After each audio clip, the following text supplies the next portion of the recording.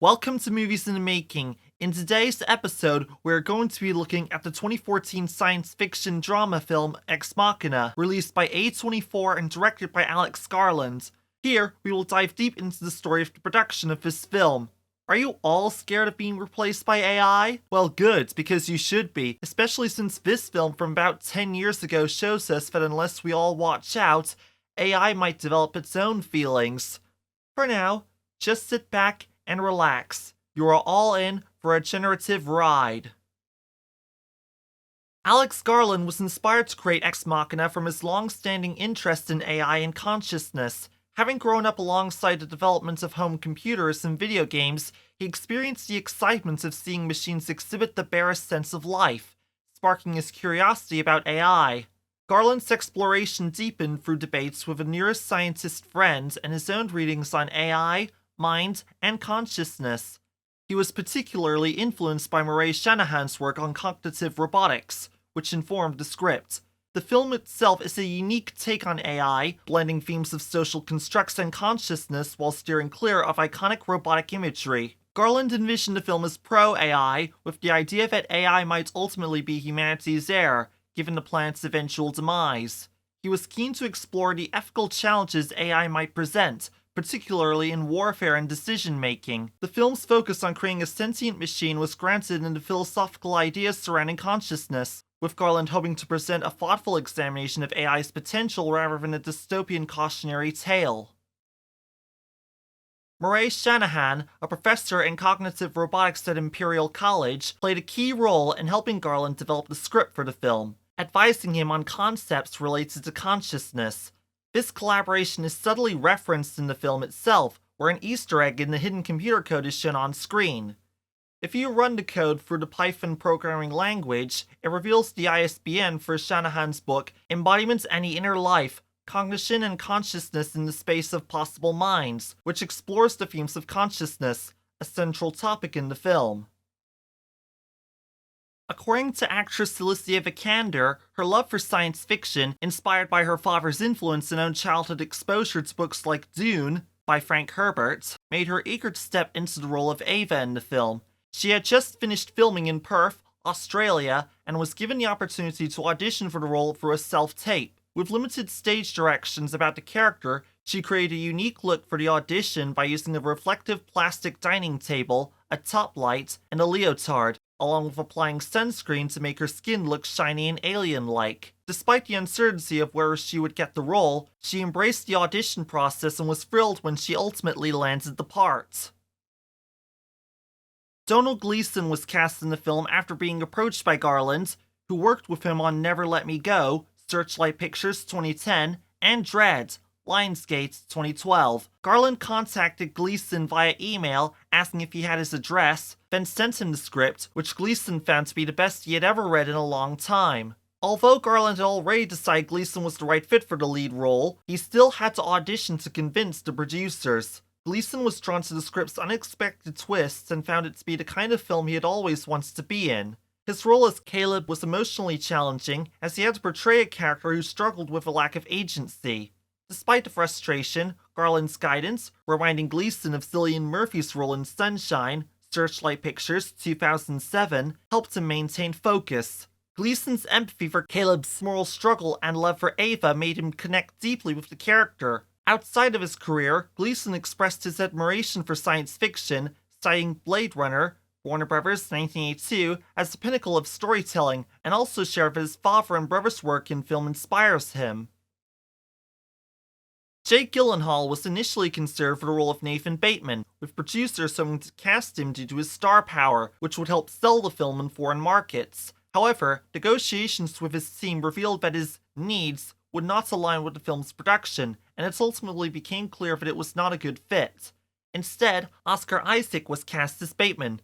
While he and Vikander did not have much significant star power at the time, Isaac's role in Inside Llewyn Davis, CBS Films 2013, helped secure funding for the film. Despite the casting changes, producer Andrew McDonald emphasized the positive and collaborative atmosphere on set.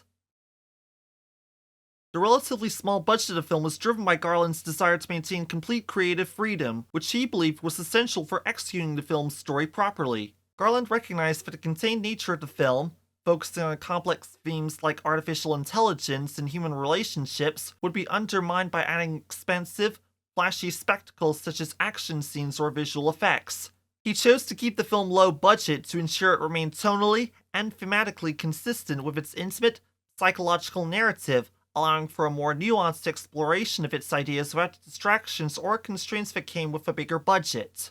Garland's approach reflects his presence for character-driven sci-fi that focuses on ideas rather than spectacle, which was influenced by his love for the more cerebral science fiction of the 70s. This decision also tied into his broader experiences in the industry, where his previous films, despite critical acclaim, had not achieved mainstream success, making financing for a larger budget more difficult.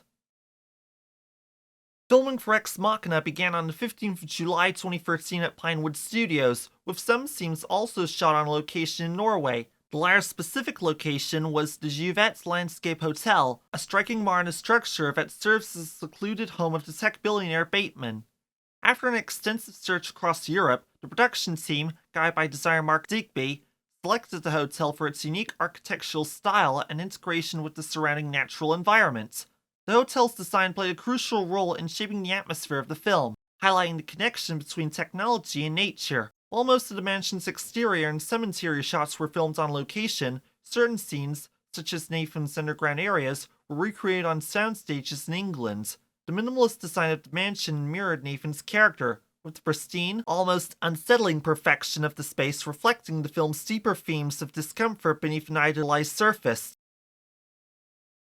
For the set design, Digby crafted an environment that was sleek yet disquieting, reflecting the film's clinical tone. The high-tech mansion, which belongs to the reclusive billionaire Bateman, was designed to convey his wealth, intelligence, and eccentricity. Avoiding traditional sci-fi tropes, Digby drew inspiration from the mid-century modern and Scandinavian styles to create an atmosphere that was both inviting and unsettling. The set combined real locations with constructed spaces, including an underground lab and glass corridors, to explore the duality between humanity and artificial intelligence, as embodied by the character of Ava, the robot. The design also emphasized themes of surveillance and power dynamics, using the architecture to deepen the tension between the characters and enhance the film's psychological complexity.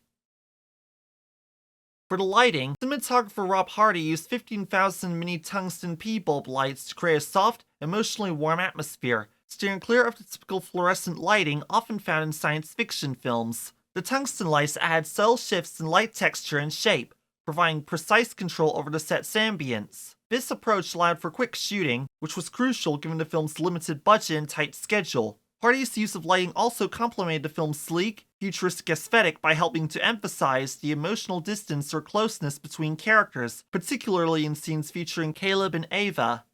To capture the intended atmosphere, Hardy chose a Sony f/65 camera paired with handmade anamorphic lenses, ensuring the fine details of the set and lighting were highlighted, especially when working with the translucent, VFX-enhanced design of the robot character Ava. This careful balance of practical effects and visual effects, including strategic lighting and camera work, contributed to the film's tense, immersive look. The VFX were carried out by Double Negative, with the intricate visual effects playing a key role in bringing the robot character of Ava to life. The team worked closely with other departments from the start of production, ensuring that the best materials for the VFX artists, including well-designed costumes with built-in tracking markers and HDR lighting for every setup. While motion capture was not used, extensive body tracking was done in post-production for shots requiring up to 1,600 frames. The mechanical parts of Ava, such as her internal moving components and ribbons, were rendered using a physically plausible rendering pipeline, producing a realistic, photographic quality. The collaboration between VFX and other departments, along with careful planning of camera angles and minimizing reflections, was crucial to making the digital effects convincing. Ben Salisbury and Jeff Barrow became the composers for the film after years of friendship and collaboration. Salisbury, a composer known for his work on natural history documentaries, had long desired to transition into film music, and his collaboration with Barrow helped open doors into this new realm. The pair had previously worked together on a project for Dread, and their successful partnership led to them being invited to score Ex Machina. Salisbury explained that their process involved intense collaboration, with both taking part in composing and production. blending classical music and more experimental sounds. Very unique approach and chemistry were key to creating the film's atmospheric and distinctive score, which mixes analog synthesizers and manipulates acoustic sounds.